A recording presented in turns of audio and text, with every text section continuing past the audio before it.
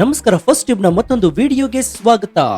ಒಂದ್ ಕಾಲದಲ್ಲಿ ಇಡೀ ಪ್ರಪಂಚವನ್ನ ತಮ್ಮ ಬೋಟಿನ ಕಾಲಿನ ಕೆಳಗೆ ಇಟ್ಕೊಂಡು ಆಳ್ತಾ ಇದ್ದೆವು ಎಂಬುವಂತಹ ಅಹಂಕಾರ ಯುರೋಪ್ ಖಂಡದ ಬಿಳಿಯರಿಗೆ ಇಂದಿಗೂ ಕೂಡ ಇದೆ.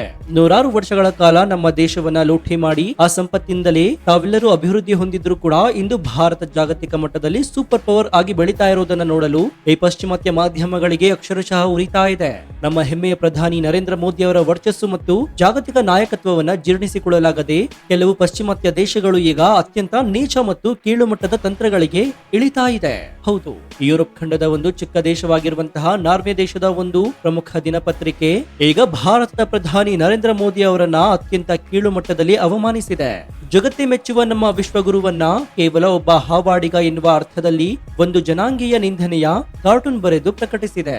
ಅಷ್ಟಕ್ಕೂ ಈ ನಾರ್ವೆ ಪತ್ರಿಕೆ ಬರೆದಂತಹ ಕಾರ್ಟೂನ್ನ ಅಸಲಿ ಅರ್ಥವೇನು? ತಾವೇ ಜಗತ್ತಿನ ಮಾಲೀಕರು ಅಂತ ಮೆರಿತಾ ಇದ್ದವರ ಆ ಬಿಳಿಯರ ಅಹಂಕಾರಕ್ಕೆ ಭಾರತದ ಏಳಿಗೆ ಯಾಕೆ ನುಂಗಲಾರದ ತುತ್ತಾಗಿದೆ? ಈ ಹಿಂದೆ ಅಮೆರಿಕ ಮತ್ತು ಜರ್ಮನಿಯ ಮಾಧ್ಯಮಗಳು ಕೂಡ ಇದೇ ರೀತಿಯಾಗಿ ಭಾರತವನ್ನ ಅವಮಾನಿಸಿ ಕೊನೆಗೆ ನಮ್ಮ ಕಾಲಬುಡಕ್ಕೆ ಬಂದು ಬಿದ್ದಿದ್ದ ಆ ಇತಿಹಾಸ ಇಂಥದ್ದು. ಪ್ರಧಾನಿ ನರೇಂದ್ರ ಮೋದಿ ಅವರ ಆರ್ಥಿಕ ಮತ್ತು ವಿದೇಶಾಂಗ ನೀತಿಯಿಂದ ಯುರೋಪ್ ದೇಶಗಳಿಗೆ ಶುರುವಾಗಿರುವ ಭಾರಿ ದೊಡ್ಡ ನಡುಕ ಏನು? ಬನ್ನಿ ಇವತ್ತಿನ ಈ ಎಕ್ಸ್ಕ್ಲೂಸಿವ್ ಡೀಟೇಲ್ ರಿಪೋರ್ಟ್ ನಲ್ಲಿ ನಮ್ಮ ಭಾರತದ ಅಸ್ಮಿತೆಯನ್ನ ಮತ್ತು ಪ್ರಧಾನಿ ನರೇಂದ್ರ ಮೋದಿ ಅವರ ವರ್ಚಸ್ಸನ್ನ ಕೆಣಕಿರುವಂತಹ ಈ ಪಾಶ್ಚಿಮಾತ್ಯರ ಕರಾಳ ಬುದ್ಧಿಯ ಪ್ರತಿಯೊಂದು ಗುಟ್ಟನ್ನ ಎಳೆಯಾಗಿ ಬಿಚ್ಚೋಣ. ಪ್ರತಿಯೊಬ್ಬ ಸ್ವಾಭಿಮಾನಿ ಭಾರತೀಯನು ಇದನ್ನ ತಿಳಿದುಕೊಳ್ಳಬೇಕು. ಹೀಗಾಗಿ ವಿಡಿಯೋವನ್ನ ಎಲ್ಲೂ ಸ್ಕಿಪ್ ಮಾಡದೆ ಕೊನೆವರೆಗೂ ನೋಡಿ. ಸೊ ವಿಡಿಯೋವನ್ನ ಶುರು ಮಾಡೋಣ. ಆದ್ರೆ ಅದಕ್ಕೂ ಮುನ್ನ ಪ್ರಧಾನಿ ನರೇಂದ್ರ ಮೋದಿ ಅವರ ಸಾರಥ್ಯದಲ್ಲಿ ಭಾರತ ಬಲಿಷ್ಠವಾಗಿದೆ ಅಂತ ನಿಮ್ಗನ್ಸಿದ್ರೆ ಎಸ್ ಅಂತ ಕಮೆಂಟ್ ಮಾಡಿ ಹಾಗೂ ವಿಡಿಯೋಗೆ ಲೈಕ್ ಕೊಡಿ. ಜೊತೆಗೆ ಜೈ ಭಾರತ್ ಅಂತ ಕಮೆಂಟ್ ಮಾಡಿ. ಸ್ನೇಹಿತರೆ, ಈ ವಿವಾದದ ಅಸಲಿ ಕಥೆ ಶುರುವಾಗುವುದು ನಾರ್ವೆ ದೇಶದ ಒಂದು ಪ್ರಮುಖ ದಿನಪತ್ರಿಕೆಯಲ್ಲಿ ಪ್ರಕಟವಾದ ಆ ಒಂದು ವಿವಾದಾತ್ಮಕ ಚಿತ್ರದಿಂದ.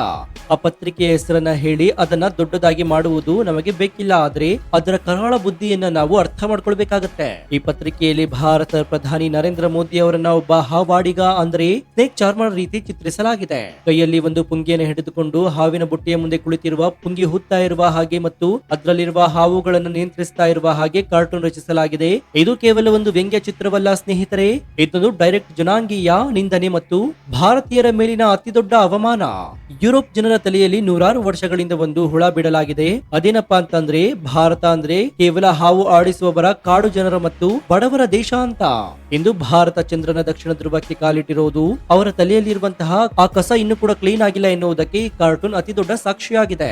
ಇಂದು ಪ್ರಧಾನಿ ನರೇಂದ್ರ ಮೋದಿ ಅವರು ಕೇವಲ ಭಾರತದ ಪ್ರಧಾನಿ ಮಾತ್ರವಲ್ಲ, ಅವರು ಜಾಗತಿಕ ಮಟ್ಟದ ಅತಿ ದೊಡ್ಡ ಜನಪ್ರಿಯ ನಾಯಕ. ಗ್ಲೋಬಲ್ ರೇಟಿಂಗ್ ಸಂಸ್ಥೆಗಳ ಪ್ರಕಾರ ವಿಶ್ವದ ಅತಿ ಹೆಚ್ಚು ಅಪ್ರೂವಲ್ ರೇಟಿಂಗ್ ಹೊಂದಿರುವಂತಹ ನಂಬರ್ 1 ನಾಯಕ ಅಂದ್ರೆ ಅದು ಪ್ರಧಾನಿ ನರೇಂದ್ರ ಮೋದಿ. ಅಮೆರಿಕದ ಅಧ್ಯಕ್ಷರು ಮೋದಿಯವರ ಆಟೋಗ್ರಾಫ್ ಕೇಳ್ತಾರೆ. ಆಸ್ಟ್ರೇಲಿಯಾದ ಪ್ರಧಾನಿ ಮೋದಿಯವರನ್ನ ಬಾಸ್ ಅಂತ ಕರೀತಾರೆ. ಪಾಪುವಾ ನ್ಯೂ ಗಿನಿಯಾದ ಪ್ರಧಾನಿ ಮೋದಿಯವರ ಪಾದ ಮುಟ್ಟಿ ನಮಸ್ಕರಿಸ್ತಾರೆ. ರಷ್ಯಾ ಮತ್ತು ಉಕ್ರೇನ್ ಯುದ್ಧವನ್ನ ನಿಲ್ಲಿಸುವ ಶಕ್ತಿ ಜಗತ್ತಿನಲ್ಲಿ ಯಾರಿಗಾದರೂ ಇದ್ರೆ ಅದು ಕೇವಲ ಭಾರತ ಪ್ರಧಾನಿಗೆ ಮಾತ್ರ ಎನ್ನುವುದು ಇಡೀ ಜಗತ್ತು ಒಪ್ಕೊಂಡಿದೆ. ಇಷ್ಟೆಲ್ಲ ಖ್ಯಾತಿ ಹೊಂದಿರುವಂತಹ ಒಬ್ಬ ವಿಶ್ವಗುರುವನ್ನ ಕೇವಲ ಒಬ್ಬ ಪುಂಗಿ ಊದುವ ಹಾವಾಡಿಗನಿಗೆ ಹೋಲಿಸಿದ್ದು ಕೇವಲ ಮೋದಿಯವರಿಗೆ ಮಾಡಿದ ಅವಮಾನವಲ್ಲ, ಇದು 140 ಕೋಟಿ ಭಾರತೀಯರಿಗೆ ಆದಂತಹ ಡೈರೆಕ್ಟ್ ಅವಮಾನ. ಕಾರ್ಟೂನ್ನ ಹಿಂದೆ ಅಡಗಿರುವಂತಹ ಅಸಲಿ ರೋಗ ಅಂದ್ರೆ ಆ ಪಾಶ್ಚಿಮಾತ್ಯರ ಸುಪೀರಿಯಾರಿಟಿ ಕಾಂಪ್ಲೆಕ್ಸ್. ಅಂದ್ರೆ ನಾವೇ ಶ್ರೇಷ್ಠರು, ಬಿಳಿ ಚರ್ಮ ಹೊಂದಿರುವ ನಾವೇ ಜಗತ್ತನ್ನ ಆಳಬೇಕು ಎನ್ನುವ ಅಹಂಕಾರ. ನೂರಾರು ವರ್ಷಗಳ ಕಾಲ ನಮ್ಮನ್ನ ಗುಲಾಮರಂತೆ ಆಳಿದಂತಹ ಬ್ರಿಟಿಷರು ಮತ್ತು ಯುರೋಪಿಯನ್ನರು ಈಗ ಭಾರತೀಯರನ್ನ ಕೀಳಾಗಿ ನೋಡಲು ಬಯಸ್ತಾ ಇದ್ದಾರೆ. ಅವರ ಪ್ರಕಾರ ಭಾರತ ಕೇವಲ ಅವರ ಫ್ಯಾಕ್ಟರಿಗಳಿಗೆ ಅಗ್ಗದ ಕೂಲಿ ಕಾರ್ಮಿಕರನ್ನ ಪೂರೈಸುವ ದೇಶವಾಗಿ ಮಾತ್ರ ಇರಬೇಕು. ಆದ್ರೆ ಈಗ ಭಾರತ ಅವರನ್ನೇ ಮೀರಿಸಿ ಬೆಳೀತಾ ಇದೆ.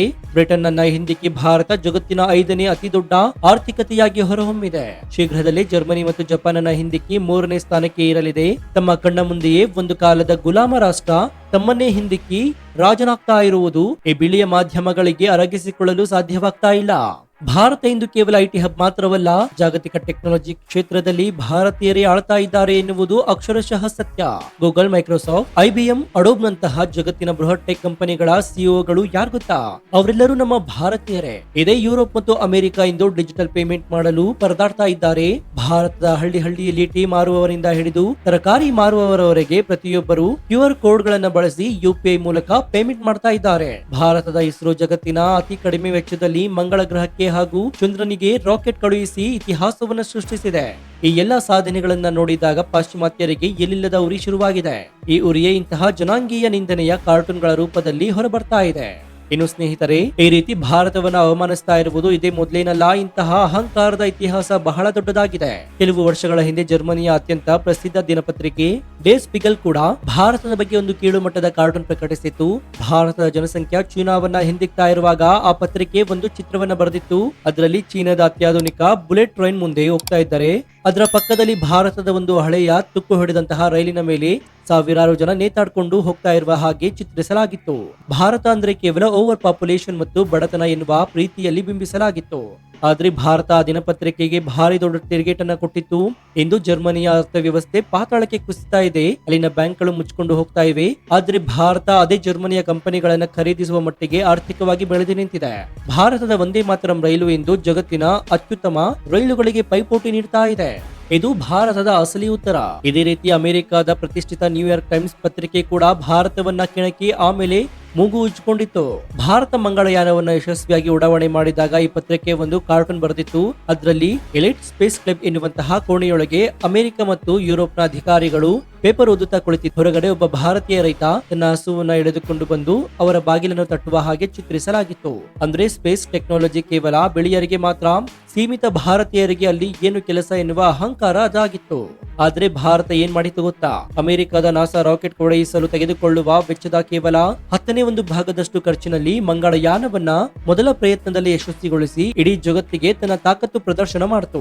ಕೊನೆಗೆ ಆ ನ್ಯೂಯಾರ್ಕ್ ಟೈಮ್ಸ್ ಪತ್ರಿಕೆ ಭಾರತದ ಬಳಿ ಕ್ಷಮೆಯನ್ನ ಕೇಳಬೇಕಾಯಿತು.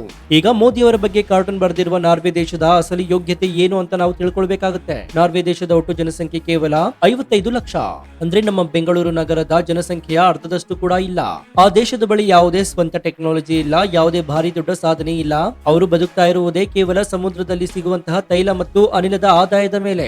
ಒಂದು ಸಣ್ಣ ಗುಳ್ಳೆ ನರಿಯಂತಿರುವಂತಹ ದೇಶ ಬರೋಬ್ಬರಿ 140 ಕೋಟಿ ಜನಸಂಖ್ಯೆ ಇರುವಂತಹ ಜಗತ್ತಿನ ಅತಿ ದೊಡ್ಡ ಪ್ರಜಾಪ್ರಭುತ್ವ ರಾಷ್ಟ್ರವನ್ನ ಮತ್ತು ಅವರ ಪ್ರಧಾನಿಯನ್ನ ಅವಮಾನಿಸುವ ಧೈರ್ಯ ಮಾಡ್ತಾ ಇದೆ ಅಂದ್ರೆ ಅದರ ಹಿಂದೆ ಜಾಗತಿಕ ಡೀಪ್ ಸ್ಟೇಟ್ ನ ಕುಮ್ಮಕ್ಕು ಇದೆ ಎನ್ನುವುದು ಸ್ಪಷ್ಟ. ಭಾರತದ ಒಂದು ಸಣ್ಣ ರಾಜ್ಯದ ಆರ್ಥಿಕತೆಯನ್ನ ಮೀರದ ನಾರ್ವೆ ದೇಶ ಭಾರತಕ್ಕೆ ಪಾಠ ಮಾಡಲು ಬರುವುದು ಸೂರ್ಯನಿಗೆ ಟಾರ್ಚ್ ಬಿಟ್ಟಷ್ಟೇ ಮೂರ್ಖತನ. ಪಶ್ಚಿಮಾತ್ಯ ಮಾಧ್ಯಮಗಳು ಮೋದಿ ಅವರ ಮೇಲೆ ಯಾಕೆ ಇಷ್ಟೊಂದು ರೊಚ್ಚಿಗೇಳುತ್ತಿವೆ ಎನ್ನುವುದರ ಅಸಲಿ ಕಾರಣವೇ ಮೋದಿ ಅವರ ಸ್ವಾತಂತ್ರ್ಯ ವಿದೇಶಾಂಗ ನೀತಿ. ರಷ್ಯಾ ಮತ್ತು ಉಕ್ರೇನ್ ಯುದ್ಧ ಶುರುವಾದಾಗ ಅಮೆರಿಕ ಮತ್ತು ಯುರೋಪ್ ದೇಶಗಳು ಭಾರತಕ್ಕೆ ಬಂದು ಒಂದು ಭಾರಿ ದೊಡ್ಡ ವಾರ್ನಿಂಗ್ ಅನ್ನು ಕೊಟ್ಟಿದ್ವು. ರಷ್ಯಾದಿಂದ ತೈಲ ಖರೀದಿಸಬಾರದು, ರಷ್ಯಾದ ಜೊತೆ ಯಾವುದೇ ವ್ಯಾಪಾರ ಮಾಡಬಾರದು ಅಂತ ಬೆದರಿಕೆ ಹಾಕಿದ್ವು. ಆದ್ರೆ ಪ್ರಧಾನಿ ಮೋದಿ ಮತ್ತು ವಿದೇಶಾಂಗ ಸಚಿವ ಎಸ್ ಜಯಶಂಕರ್ ಅವರು ಅಮೆರಿಕದ ಕಣ್ಣಿಗೆ ಕಣ್ಣಿಟ್ಟು ನೇರವಾಗಿ ಹೇಳಿದ್ರು, ನಮ್ಮ ದೇಶದ ಹಿತಾಸಕ್ತಿ ನಮಗೆ ಮುಖ್ಯ. ನಮಗೆ ಎಲ್ಲಿ ಕಡಿಮೆ ಬೆಲೆಗೆ ಪೆಟ್ರೋಲ್ ಸಿಗುತ್ತದೆಯೋ ಅಲ್ಲಿ ನಾವೇ ಖರೀದಿ ಮಾಡ್ತೀವಿ. ನೀವು ನಮಗೆ ಆದೇಶ ಮಾಡುವಂತಿಲ್ಲ ಅಂತ ಖಡಕ್ ಆಗಿ ತಿರುಗೇಟನ್ನ ನೀಡಿತ್ತು. ಅಮೆರಿಕದ ಬೆದರಿಕೆಗೆ ಜಗ್ಗದೆ ರಷ್ಯಾದಿಂದ ಕಚ್ಚಾ ತೈಲ ಖರೀದಿಸಿ ಭಾರತದ ಆರ್ಥಿಕತೆಯನ್ನ ಕಾಪಾಡಿದ ಮೋದಿಯವರ ಯುರೋಪ್ ದೇಶಗಳಿಗೆ ಇಂದಿಗೂ ಕೂಡ ನುಂಗಲಾರದ ತುತ್ತಾಗಿದೆ. ತಾವು ಹೇಳಿದಂತೆ ಕೇಳ್ತಾ ಇದ್ದಂತಹ ಭಾರತ ಈಗ ತಮಗೆ ಎದುರಾಗಿ ನಿಂತು ಆಜ್ಞೆ ಮಾಡ್ತಾ ಇರುವುದು ಅವರ ಜನಾಂಗೀಯ ಅಹಂಕಾರಕ್ಕೆ ಬಿದ್ದ ಭಾರಿ ದೊಡ್ಡ ಪೆಟ್ಟಾಗಿದೆ. ನಾರ್ವೆ ಪತ್ರಿಕೆ ಮೋದಿ ಅವರನ್ನ ಹಾವಾಡಿಗ ಅಂತ ಕರೆದಿದೆ. ಹೌದು, ನಾವು ಹಾವಾಡಿಗರೇ. ಜಗತ್ತಿನಲ್ಲಿ ಭಯೋತ್ಪಾದನೆ ಎನ್ನುವ ವಿಷಸರ್ಪವನ್ನ ನಿಯಂತ್ರಿಸುತ್ತಾ ಇರುವಲ್ಲಿ ಅಸಲಿ ಹಾವಾಡಿಗರು ನಾವೇ. ಪಾಕಿಸ್ತಾನದಂತಹ ದೇಶಗಳು ಸಾಕಿ ಬೆಳೆಸಿದ್ದ ಭಯೋತ್ಪಾದನೆ ಎನ್ನುವ ಹಾವುಗಳಿಗೆ ಆಪರೇಷನ್ ಬಾಲಾಕೋಟ್ ಮತ್ತು ಸರ್ಜಿಕಲ್ ಸ್ಟ್ರೈಕ್ ಮೂಲಕ ಹೆಡೆಮುರಿ ಕಟ್ಟಿದ್ದ ತಾಕತ್ತು ನಮ್ಮ ಮೋದಿಯವರದ್ದು. ಇಂದು ಇಡೀ ಯುರೋಪ್ ಭಯೋತ್ಪಾದನೆ ಮತ್ತು ಆರ್ಥಿಕ ಕುಸಿತ ಎನ್ನುವ ವಿಷಸರ್ಪಗಳ ಕಡಿತಕ್ಕೆ ಸಿಲುಕಿ ನರಳುತ್ತಾ ಇದ್ರೆ ಅವರ ಬ್ಯಾಂಕ್ಗಳು ದಿವಾಳಿ ಆಗ್ತಾ ಇವೆ, ಅವರ ಬೀದಿಯಲ್ಲಿ ಗಲಭೆಗಳಾಗ್ತಾ ಇದೆ. ಅವರಿಗೆ ಈಗ ಅಸಲಿ ಹಾವಾಡಿಗನ ಅಂದ್ರೆ ಭಾರತದ ಸಹಾಯ ಬೇಕಾಗಿದೆ. ಭಾರತ ಸಹಾಯ ಮಾಡದಿದ್ರೆ ಇಡೀ ಯುರೋಪ್ ನಾಶವಾಗುವುದು ಗ್ಯಾರಂಟಿ.